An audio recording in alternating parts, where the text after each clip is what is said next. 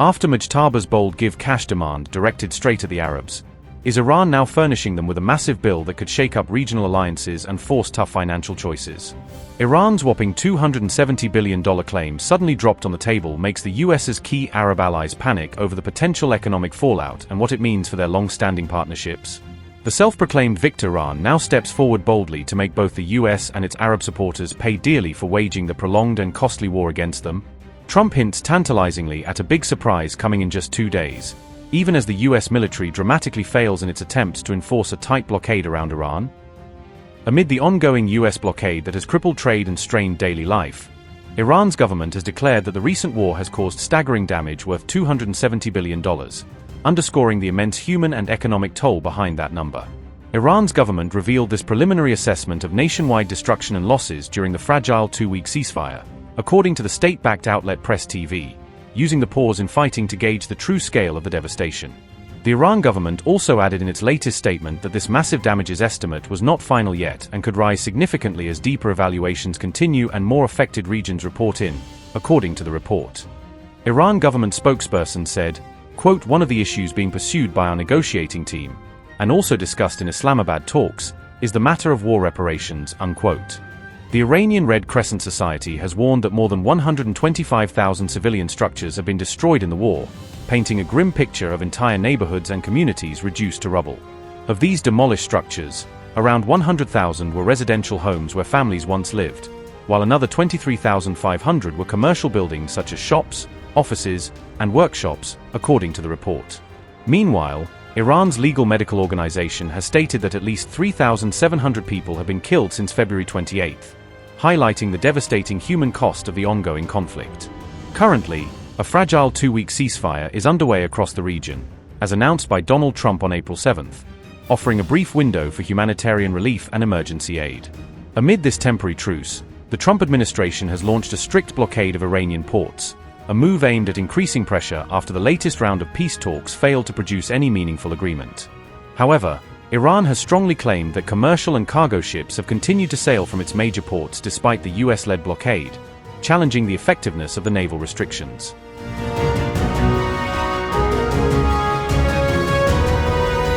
Iran is reportedly demanding compensation from 5 Middle Eastern countries for damage suffered during the war, broadening its post-conflict claims beyond the United States and Israel. Iran's ambassador to the United Nations made the demand, according to Iran International citing IRNA, and the countries named were Saudi Arabia, the UAE, Qatar, Bahrain, and Jordan. Iran's compensation push came after the US moved to blockade the Strait of Hormuz and after peace talks failed, adding another layer of pressure to an already volatile regional standoff. Amir Said Iravani said, and I quote, "Bahrain, Saudi Arabia, Qatar, the United Arab Emirates and Jordan had breached their international obligations toward Iran and should compensate the country for losses caused during the conflict," unquote.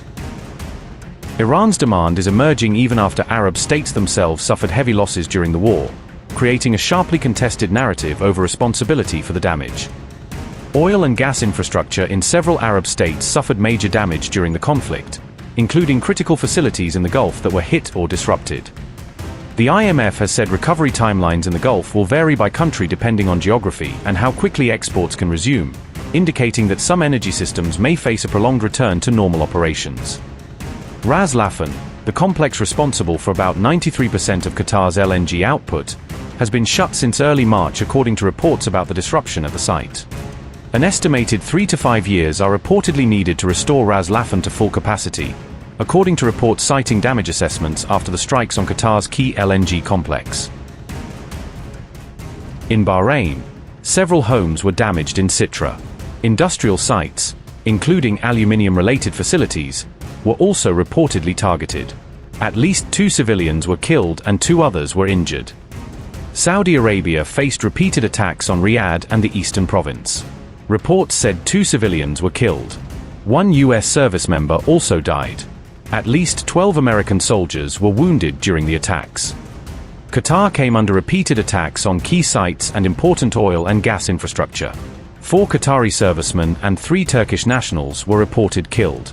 Some of the casualties linked to a helicopter crash during the conflict period. In the United Arab Emirates, fires and visible damage were reported in Abu Dhabi and Dubai. Civilian infrastructure, airports, ports, and industrial locations were affected. Petrochemical and aluminium-linked facilities were also reportedly attacked. Deaths included 9 civilians and 2 military personnel. In Jordan, falling debris caused material damage. 1 American soldier was reported injured. A strike was also reported on a US-related site in eastern Jordan.